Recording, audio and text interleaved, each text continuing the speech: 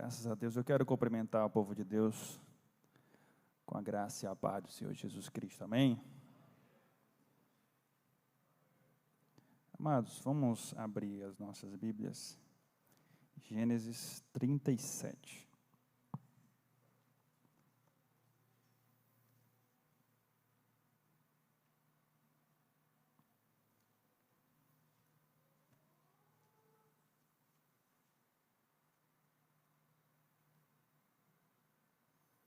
Enquanto você procura, eu quero externar meu agradecimento a Deus de estar com os amados irmãos pela primeira vez, tendo a oportunidade de podermos compartilhar a palavra de Deus com nós outros. Gênesis 37.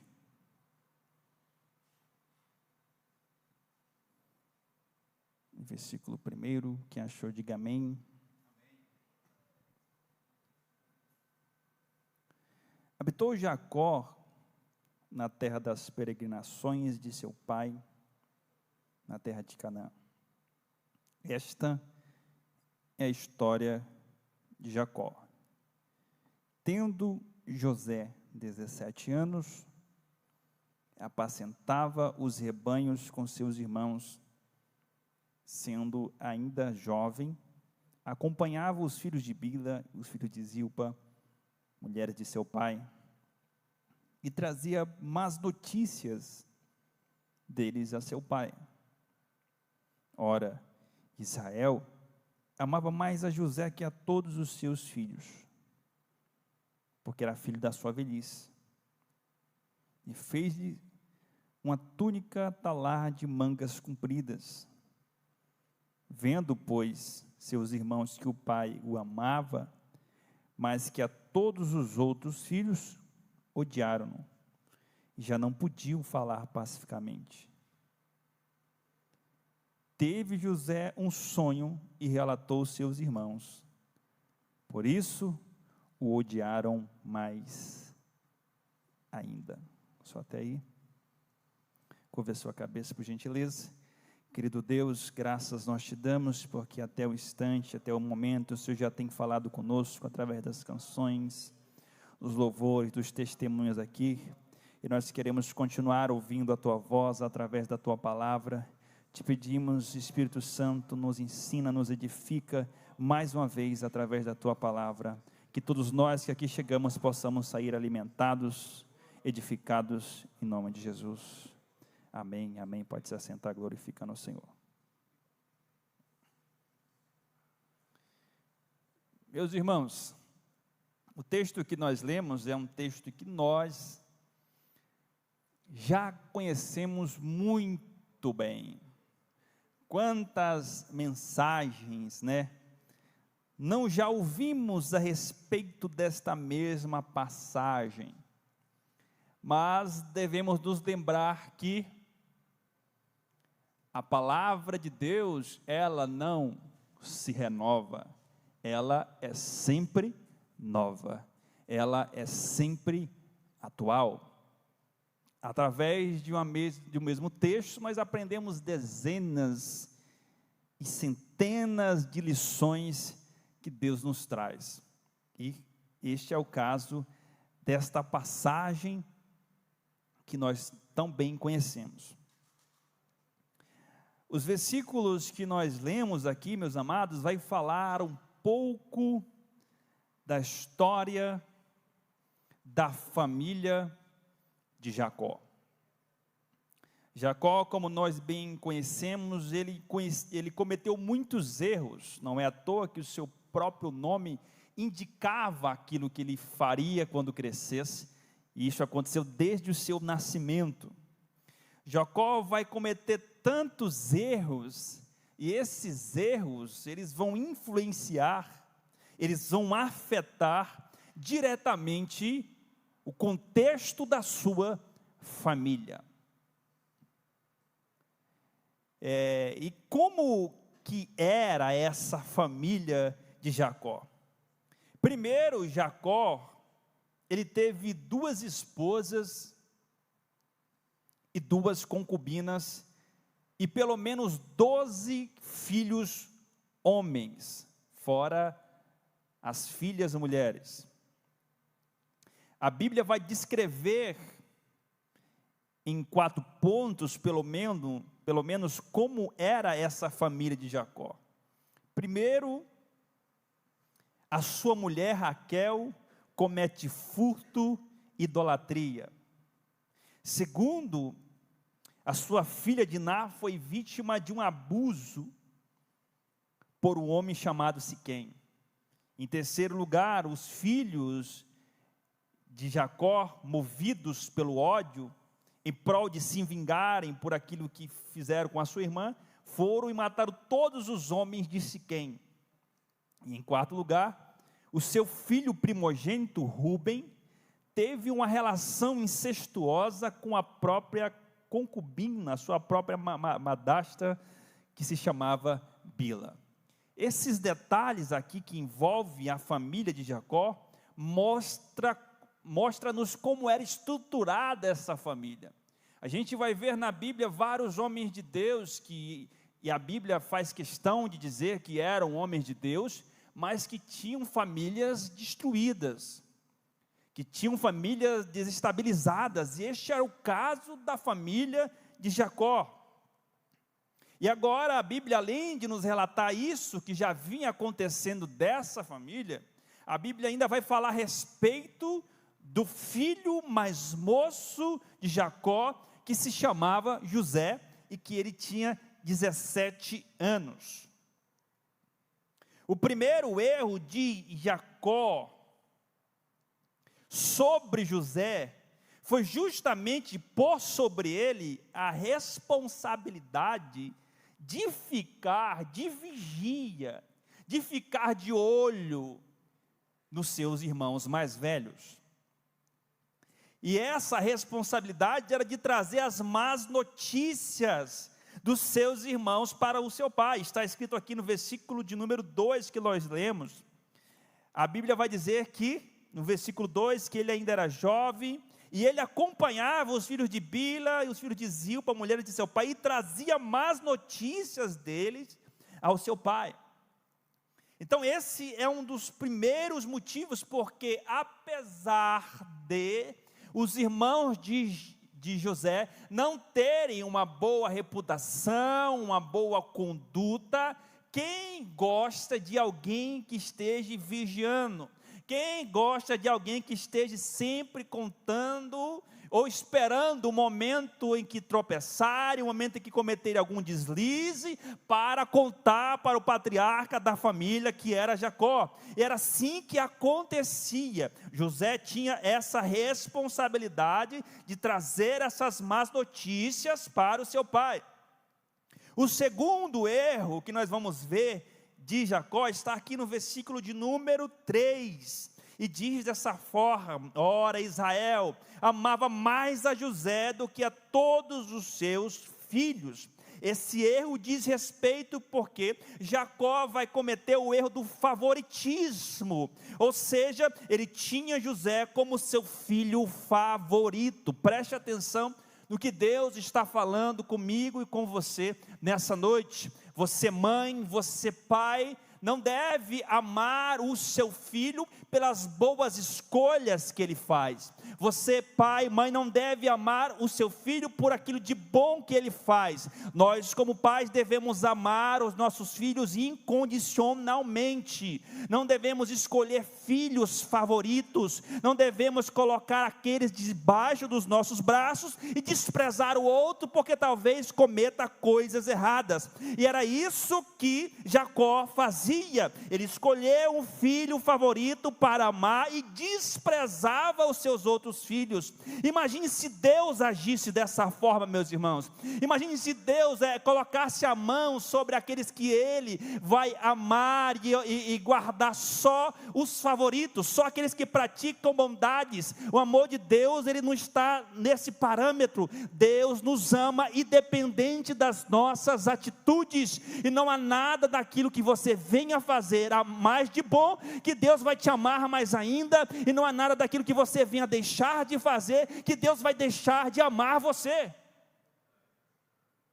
Então, um dos grandes erros de Jacó era o favoritismo, e esse favoritismo era a tal ponto que os outros irmãos observavam, eles viam que o seu pai Jacó amava mais a José, e assim começavam os desentendimentos, assim começava uma crise familiar por causa do favoritismo. E observe que ainda não para, as coisas ainda vão aumentar, porque o próprio versículo 3 vai dizer que esse favoritismo de Jacó, que ele tinha para com seu filho José, era tão grande que ele vai dar um presente exclusivo para ele. E qual era esse presente? Uma túnica de várias cores, uma túnica projetada, uma túnica feita com cuidado, com as suas próprias mãos, diferente. Essa túnica representava um destaque para José, representava que José agora era um homem diferente dos seus irmãos. Esse favoritismo faz com que Jacó tome essa atitude, e olha o que a Bíblia vai dizer aí, no versículo de número 4, vendo pois seus irmãos que o pai amava, a mais do que todos os outros, odiaram e já não lhe podiam falar pacificamente. Olha o que está acontecendo dentro dessa casa, olha o que está acontecendo dentro dessa família. O favoritismo, o presente exclusivo, faziam com que os irmãos odiassem e não conseguiam mais falar pacificamente. Todas as vezes em que tinha um diálogo entre José e os seus irmãos, eram diálogos de briga, de confusão, de contenda. Nós estamos presenciando aqui uma família que estava vivendo momentos de crise. Quem está entendendo, diga amém. Mas a história ainda continua, né? No versículo de número 8 vai nos falar que ainda, aliás, o versículo de número 5 vai nos dizer que ainda algo mais vai acontecer dentro dessa casa. José vai ter um sonho. José, apesar de ser o filho favorito, o filho mais amado, o filho que ganhava o presente exclusivo, este era um menino humilde. Este era um rapaz que não era arrogante, presunçoso, que não via maldade nas pessoas. Apesar da família estar em crise, dos seus irmãos não falarem pacificamente com ele, ele ainda os amava e os considerava como irmãos. E até que um certo dia ele vai ter um sonho, e quando ele tem um sonho, ele vai relatar este sonho para os seus irmãos. Ele vai dizer: olha, eu tive um sonho, meus irmãos, eu tive um sonho que em um dia nós estávamos atando feixes, o meu feixe se levantou, ficou no centro, e os vossos feixes vieram e se prostraram diante do meu feixe. Os seus irmãos, quando ouviram aquilo, disseram, está escrito aqui nos próximos versículos, versículo de número 8, então disseram seus irmãos: reinarás com efeito sobre nós dominarás realmente. E quanto isso, mais o odiavam por causa dos seus sonhos e por causa das suas palavras. Preste atenção aqui, meus irmãos. José conta esse sonho, mas não com um sentimento de arrogância, de presunção. Não era um sentimento que ele tinha de arrogância, pelo contrário, ele contava porque ele queria compartilhar esta experiência com seus irmãos. Mas esse sonho que ele teve, fez com que essa intriga aumentasse mais ainda naquele conceito, naquele lar.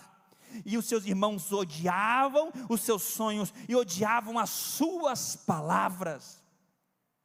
Aí a Bíblia vai contar, vai continuar que ainda José teve um segundo sonho. E quando ele vai ter um segundo sonho, ele vai dizer esta palavra para os seus irmãos no versículo de número 9.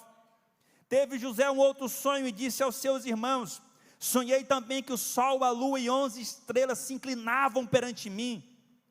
E quando ele contou para o seu pai e aos seus irmãos, o Jacó o repreendeu, dizendo: que sonho é esse que tivesse? Acaso viremos eu, tua mãe e teus irmãos se inclinar perante ti? Então agora o conflito vai aumentar e vai chegar até Jacó, por causa dos sonhos que ele estava tendo naquele instante. Os seus irmãos odiavam e pensavam que este era o desejo de José, reinar sobre eles, mas este sonho não vinha dele, esse sonho não era aquilo que ele estava arquitetando, ele não queria ser o maioral dos seus irmãos, esses sonhos partia de Deus, era Deus que estava entregando esses sonhos para José,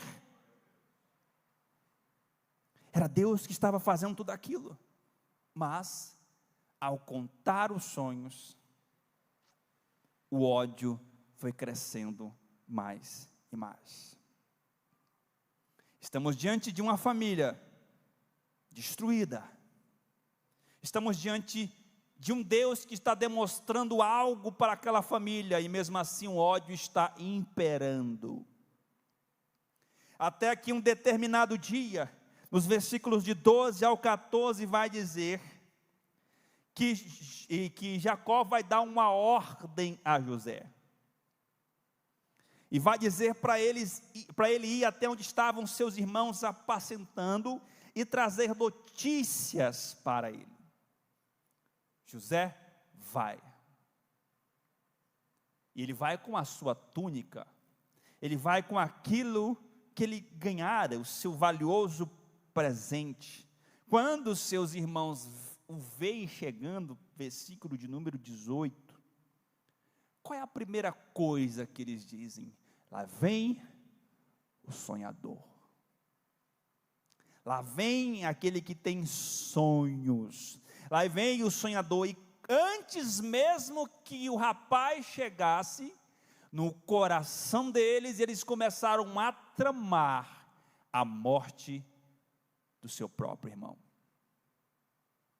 Eles começaram a arquitetar a morte do seu próprio irmão. Nesse instante, Rúben, o filho primogênito, vai se levantar e vai interceder por José, para que eles não o matassem, mas se lançassem em uma cisterna, versículo 21 e versículo 22, mas este plano de Rúben era justamente depois que os seus irmãos fossem, ele pudesse tirar o rapaz da cisterna e levá-lo de volta ao seu pai. Então eles vão pegar José, quando ele se aproxima, e a primeira coisa que eles fazem, o que é, meus irmãos? É arrancar a sua túnica, é arrancar o presente que ele ganha do seu pai, e lançam ele na cisterna, jogam ele na cisterna, e vão arquitetar um plano para matar o seu próprio irmão. Aí Judá, vendo toda aquela situação, diz: não vamos matar o nosso irmão, porque é o nosso próprio sangue, venha, vamos vendê-lo para os ismaelitas. E foi isso que fizeram, pegaram o jovem, venderam por algumas moedas para os ismaelitas, pegaram a túnica, mancharam de sangue de animal, levaram até Jacó e disseram: achamos isso no caminho. Jacó se desespera e diz: uma besta fera matou o meu filho, ele foi morto, e agora José vai ser levado como escravo para o Egito. Preste bem atenção nisso aqui, nessa história que eu e você já conhecemos muito bem. Imagine agora a cabeça de um jovem de 17 anos, que vivia com fidelidade ao Deus de Israel, que tivera sonhos fabulosos de honra. Os sonhos que ele teve eram sonhos de honra. Agora estava sendo vendido pelos próprios irmãos. Irmãos, só quem passou, às vezes nós não entendemos a gravidade da situação de um texto bíblico, porque nós não nos colocamos no lugar do personagem. Talvez se nós entrássemos nessa história, nos colocássemos na posição de José, nós iríamos entender o que está acontecendo aqui.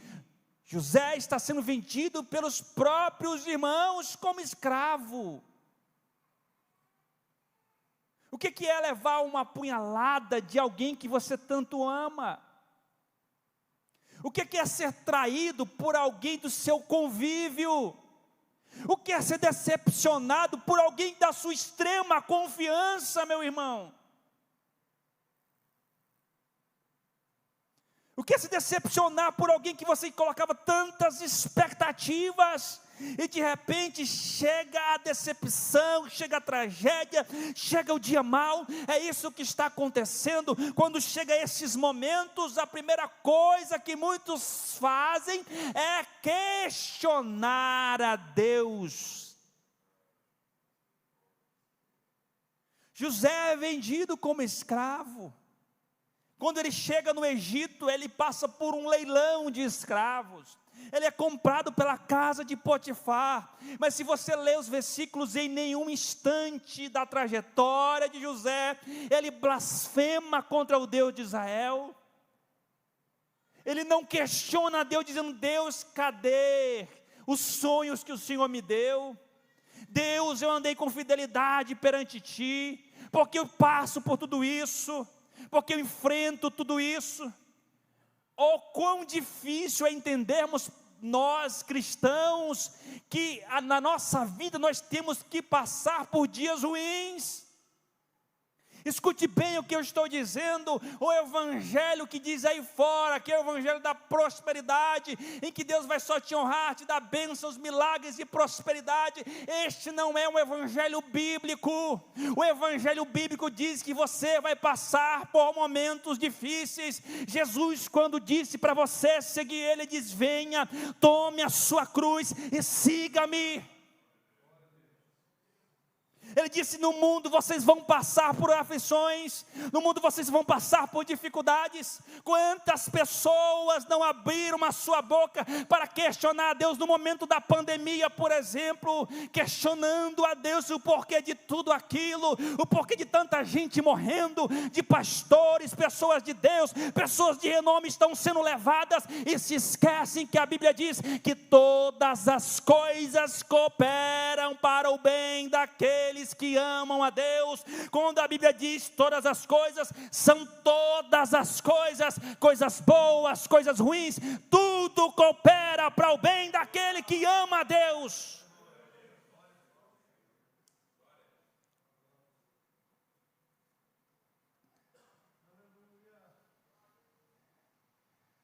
José foi vendido pelos irmãos, agora ele está na casa de Potifar. Ele não blasfema, ele não questiona Deus, pelo contrário, ele era um bom escravo, e pela sua fidelidade, Deus o abençoa, tudo que ele toca prospera, e Potifar vai ver isso, né, irmãos? Ele vai ver aquilo que está acontecendo, e ele vai levantar José como mordomo da sua casa, vai entregar as tarefas todas nas suas mãos. José poderia fazer tudo, organizar tudo, administrar tudo de Potifar. A honra de Deus chegou num momento de crise, num ambiente de escravidão. Preste atenção, José não estava livre para ir embora, José não podia voltar para sua casa, ele ainda era escravo, mas a honra chegou num ambiente de escravidão, a honra chegou num ambiente fechado. Irmãos, mas a nossa vida é cheia de provações, e a história de José não para por aqui. Apesar de a honra ter chegado, não era isso que Deus ainda tinha para ele. E para avançarmos, você já se fez a pergunta: por que Deus nos prova? Por que Deus nos prova? Qual é o objetivo da provação? A provação nada mais é do que um teste de Deus para a sua vida.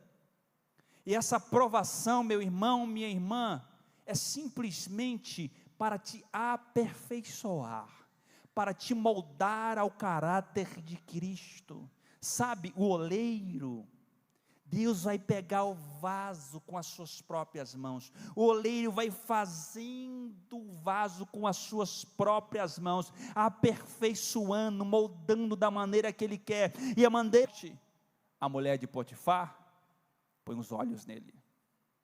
A investir nisso, ela começa a fazer de todas as formas para que José caísse na cilada que estava preparada. Imagine um jovem que foi vendido como escravo, estava crescendo agora, tinha sido fiel até o momento, e agora ele iria trair a confiança do seu Deus. E um certo dia ela arquitetou tudo, planejou tudo, mandou os funcionários saírem, e ela diz: agora está só eu e você aqui, José, agora você vai se deitar comigo. Nesse instante, a única atitude que José toma é fugir. Existem circunstâncias, existem tentações que o diabo põe na nossa frente, não é para nós resistirmos, meus irmãos. Se nós formos resistir, talvez nós tropecemos e caímos, mas a Bíblia diz que existem ocasiões que nós temos que fugir. E fugir justamente para não cair, e ele foge, e quando ele foge, ela fica com a sua capa, ela fica com um pedaço da sua roupa.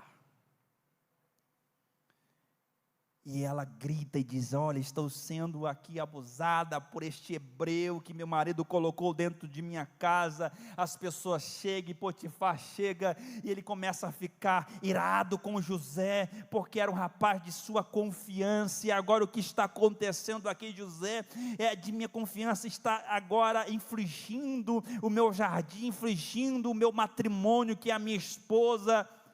Mande prendê-lo. De mordomo, vai para a masmorra. De mordomo, vai ser preso agora. Irmãos, o que acontece quando a sua vida muda da água para o vinho? Porque é isso que acontece com José. De repente há um jovem que está na sua casa, com a sua família, e de repente ele é vendido como escravo. Depois ele consegue um cargo, vira mordomo, cresce, de repente, do nada, a sua vida desmorona novamente. Agora, ele era um condenado, ele era um preso. E se José tivesse deixado de acreditar em seu Deus? E se José tivesse deixado de acreditar nos sonhos que Deus lhe deu? E se José tivesse deixado de acreditar nisso? Porque é isso que acontece muitas das vezes quando nós passamos por momentos difíceis. Nós desistimos de acreditar nas promessas de Deus para as nossas vidas. Muitas das vezes quando nós passamos por momentos difíceis, nós desistimos de acreditar nos planos de Deus para as nossas vidas. É isso que acontece. E se nós desistirmos agora, irmão, nós não veremos. Preste bem atenção no que eu vou falar aqui. Você jamais vai entender, você jamais vai ter uma resposta no momento da aprovação. Ninguém entende o porquê aprovado. Você só vai entender de o porquê da aprovação depois que você passar por ela. Quando você chegar do outro lado, você vai entender de o porquê você passou aquilo. Mas se nós desistirmos agora, o que vai acontecer, né? Impressionante que a história, além da Bíblia nos trazer tantos exemplos de pessoas que passaram esses momentos e não desistiram, a história vai falar sobre algumas pessoas, né? Thomas Edison, por exemplo, o inventor da lâmpada elétrica. Thomas Edison, meus irmãos, tentou 10.000 vezes até conseguir descobrir a lâmpada, inventar a lâmpada. 10.000 vezes. O engraçado é que as pessoas que observavam Thomas Edison falhando nas outras vezes, o chamavam de doido, de maluco. E perguntaram: por que você não desistiu, Thomas? Ele disse: olha, eu não desisti porque eu descobri 99 mil chances de como não criar a lâmpada, de como não fazer a lâmpada, até que eu descobri. Imagine um homem chamado Albert Einstein, né? Quem não conhece, cientista. Einstein foi aquela criança que só aprendeu a falar com 3 anos. Aos 9 anos ele tinha tantas dificuldades que os seus pais achavam que ele era um retardado mental.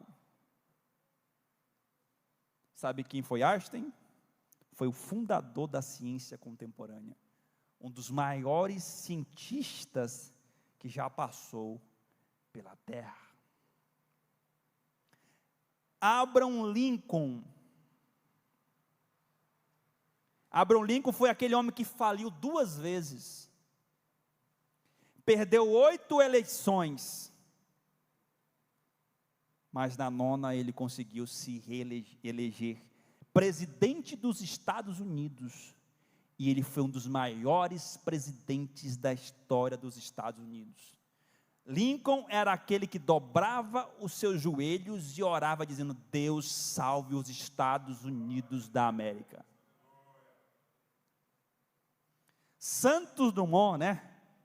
Brasileiro, tentou várias vezes até conseguir criar e mudar a história da aviação de todo o mundo. Santos Dumont foi aquele que criou o primeiro avião. Esses são alguns exemplos de pessoas que não desistiram em meio às dificuldades, em meio às provações, às lutas, que não pararam, mas que continuaram prosseguindo e avançando. Assim acontece com José, meus irmãos. Ele não desiste, ele não para, ele continua. E a Bíblia vai dizer que quando ele chega lá na prisão, no cárcere, Deus era com ele, que em meio ao cárcere, Deus achou graça diante dele, que o carcereiro entregava as chaves nas suas mãos, e ele cuidava de todos os presos. Agora você pode olhar a história, se coloque no lugar de José, como o sonho de Deus iria se cumprir na vida dele, se ele era um preso. Irmãos, era impossível algo acontecer, mas não se esqueça, que o Deus que eu e você servimos, é o Deus do impossível. Não, você não está entendendo, eu estou dizendo que o Deus que eu sirvo e você serve, é o Deus das causas impossíveis. Era impossível um homem que está lá no cárcere, como que Deus iria realizar um sonho dessa magnitude? Era impossível. Até que um dia, Faraó teve um sonho, e disseram assim: olha, tem um jovem hebreu que está preso, ele interpreta sonhos, tragam ele diante de mim. E Faraó começou a contar os sonhos para José, e José começou a interpretar os sonhos de Faraó, e começou a dizer que as vacas gordas eram 7 anos de paz, e as vacas magras eram 7 anos de escassez que o Egito iria passar. E agora o Faraó vai ter um impacto com aquela visão, com aquela interpretação dos seus sonhos. E o que nós devemos fazer então? Então José começa a dizer: olha, vocês devem armazenar esses 7 anos, e devem colocar alguém para administrar esses 7 anos, alguém que vai fazer uma diferença nesses 7 anos, para que haja bonança nesse tempo. E olha o que Deus faz, irmãos, naquele instante. Um jovem escravo que estava preso, Faraó diz para ele: quem mais poderia fazer isso senão você, José? A partir de hoje, você será o governador do Egito. Faraó tira o seu anel, entrega para ele e diz assim: abaixo de mim é você agora, José. Naquele instante, o Deus do impossível pega um escravo e transforma em governador. O Deus do impossível pega aquele que estava no anonimato e faz os seus planos acontecerem. Deus está dizendo para mim e para você nessa noite: ei, embora que pareça impossível, independente de onde você esteja, do ambiente onde você esteja, se é um ambiente de condenação, de ruína, Deus pega do pó pobre, do monturo ergue o necessitado e faz assentar sobre os príncipes do seu povo. A honra chegou. O sonho estava se realizando. O escravo vira governador, porque ele continuou confiando no seu Deus em meio às provas. Continuou confiando nos sonhos que Deus lhe deu. Até que um dia, quando a fome começa a atingir, todas aquelas regiões começaram, o Egito foi tão bem administrado, já vou encerrar, preste atenção, que as nações vinham comprar do Egito, de tanta fartura que eles tinham. Naquele instante, Jacó pede para que os seus irmãos, que os seus filhos vá comprar o mantimento lá no Egito. E quem era o governador do Egito? Era José. Imagine a cena, irmãos. José vindo dos seus irmãos que o traíram, que o tentaram matar e que o venderam como escravo. Em nenhum momento aquele sentimento ficou no seu coração. Deixa eu dizer uma coisa para você. Deus está falando no meu coração para alguém aqui. Não deixa 2023 acabar com você com esse sentimento nesse coração. Perdoe quem te fez mal. Entre o próximo ano com o perdão sobre a sua vida. Naquele instante, irmãos, o primeiro sonho de José acontece, porque os seus irmãos chegam e eles se prostram diante dele, o feixe de José, e os feixes estão se prostrando diante dele.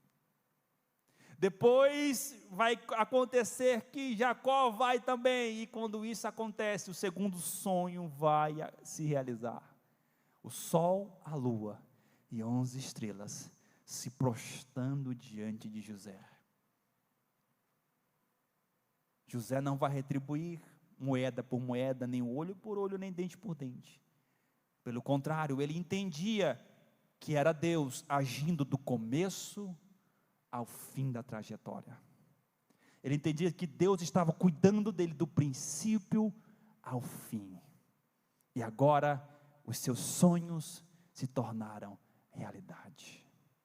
Deus é o Deus do impossível, meus irmãos. Fica de pé.